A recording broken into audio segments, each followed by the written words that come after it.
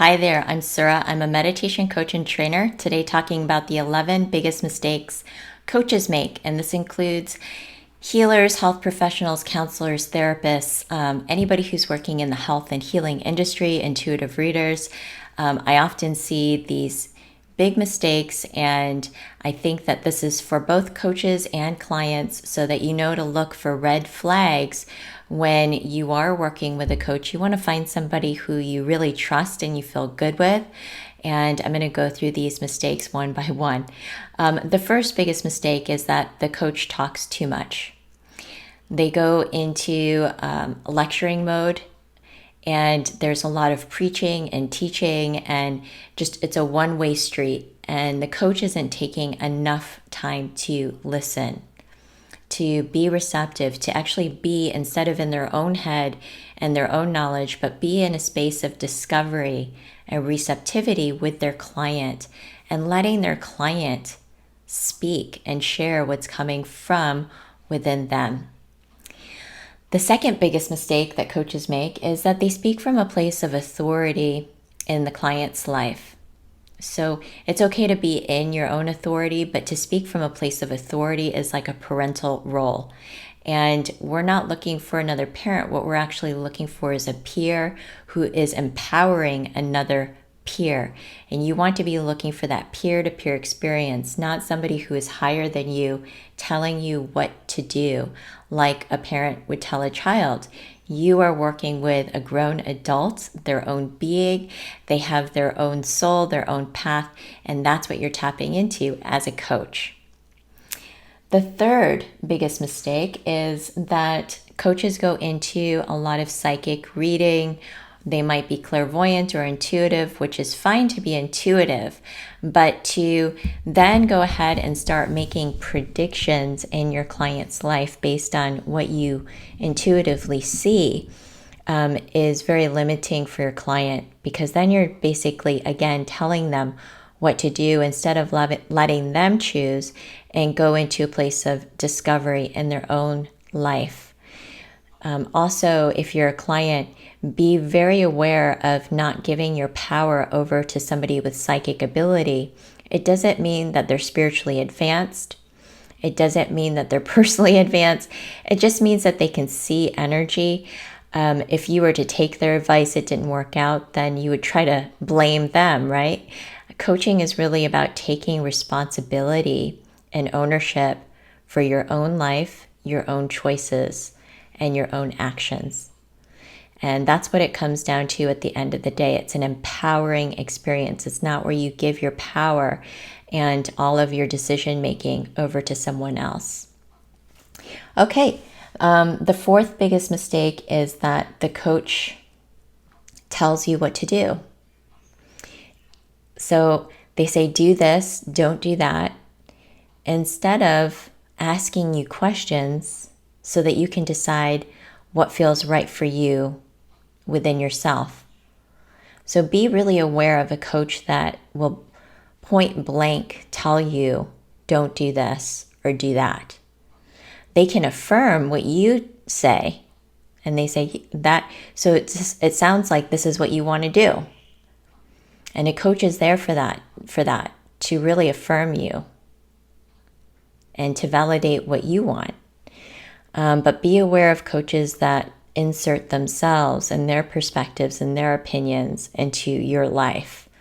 Be really aware of that. The fifth biggest mistake is that coaches perpetuate the idea of separation and victimhood. They will buy into, you're a victim, this is happening to you, and you need to separate yourself from these people who are attacking you. And there's a feeling of blame, that you're right, that person's wrong. You know, it's very black and white. And they keep perpetuating this idea that there's something wrong, you're a victim, I know how to help you. And be aware of that feeling of separation. And they say things like, cut this person out of your life. I mean, it's fine if you decide to make those types of decisions, but those decisions really need to come from you. Be aware of healing practitioners who tell you to do things like that. And aside from that, abusive situations where you might actually be in a dangerous situation. And of course you want to do that. But, in general, be aware of that. Okay, and that goes into the sixth biggest mistake is when a coach is not working with the energy of love, unity, and compassion. And so that would be the opposite, right? Like when we are working with a coach, we kind of get a sense of we're being elevated to a consciousness space. And the whole session is being informed from this place of love and understanding and compassion and positive energy. So as a coach, attune yourself, begin to attune yourself before your sessions and make sure that you're coming from a higher place within yourself, not just the ego mind. If you've been dealing in everyday stuff, make sure that you're elevating your energy and really running your energy to your highest level so that you're able to be in that session, that consciousness space together with your client. All right, and the seventh biggest mistake is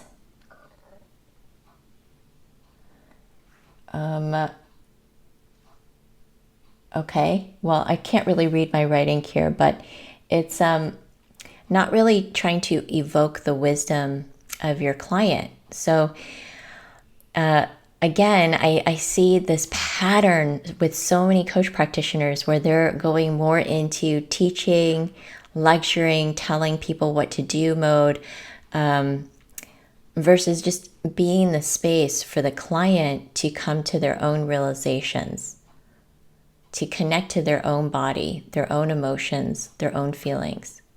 Coaches tend to do a push, which is, this is what I feel is right for you. This is what I see. This is what I think. And it's not about you, coach, and your opinions. It's about your client. Your client has their own energetic structure, their own wisdom, their own compass. And take time and have patience to tap into that space together with your client. All right, the eighth biggest mistake is leaving people with a feeling of desperation, despair, and need. So some coaches will leave take all the helium out of your balloon, right? Like they just make you feel like everything's wrong with you. You're going in such a horrible direction. You've been attacked by all this energy, and they kind of make you feel like you need something outside of yourself versus a feeling of hopefulness, of lightness, of clarity. Of course, some sessions bring up some deeper, darker emotions, but at the end of the day, you feel this catharsis. It feels like a nice release. You might be a little tired, but you don't feel the sense of despair and heaviness.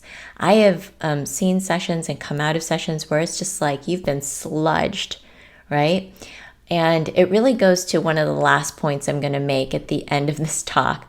So we'll get to that in a minute. And then lastly, the ninth biggest mistake is that you're creating a sense of codependency with your client from the get-go. So again, you're making your client feel wrong. I can fix you, and I have what can help you, and this is how much time and money it's going to take, and I am the answer. And they make you feel that way, like I have the energy, I have the skill, and it feels limiting. They don't leave you with the feeling of, your choices are endless. You can work with anyone. This is just one choice if you'd like to work in this way. And this is how I work. And they offer it up. It's like this in an open palm. It doesn't feel like a hook, It doesn't feel like they're hooking into you when you're in a vulnerable, more like desperate state, which a lot of people tend to be a little bit more in this like uncertain state when they're working with practitioners, when it comes to their health or their life or whatever it might be. And they're kind of using that as an opportunity to hook in. And you want to be really mindful of any codependent agreements that feel like they're being set up through your coaching agreement. Okay, the 10th biggest mistake is not looking at the bigger picture with the client. Again, when you're going in that victimhood and accusation and blame of the other and things like that, the coach, really a skilled coach, can see the bigger picture.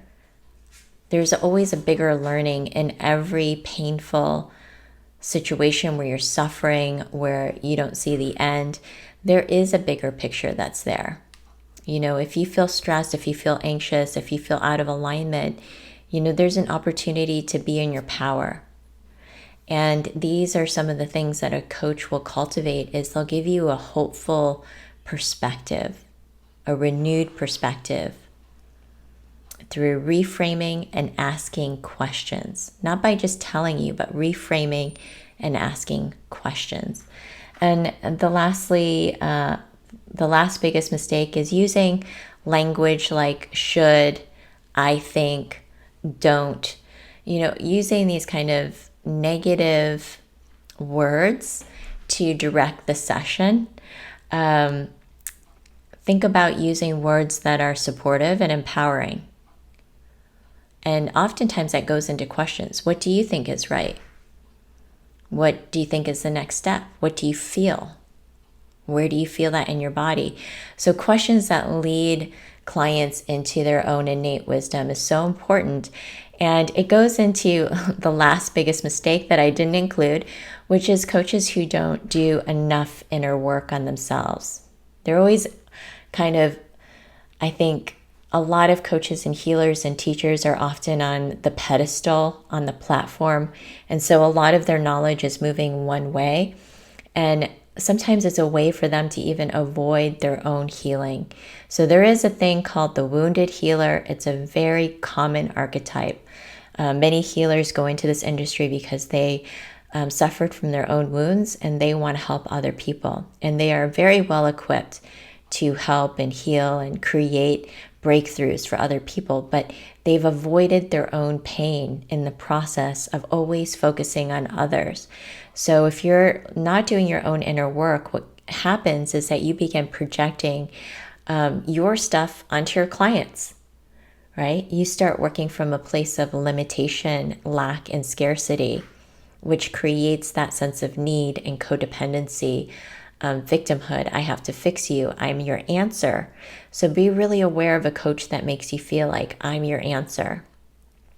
When you have a good coaching session, you come away feeling lighter, brighter, more clear, empowered, connected to your spirit. And that is one of the biggest signs, is just how you feel.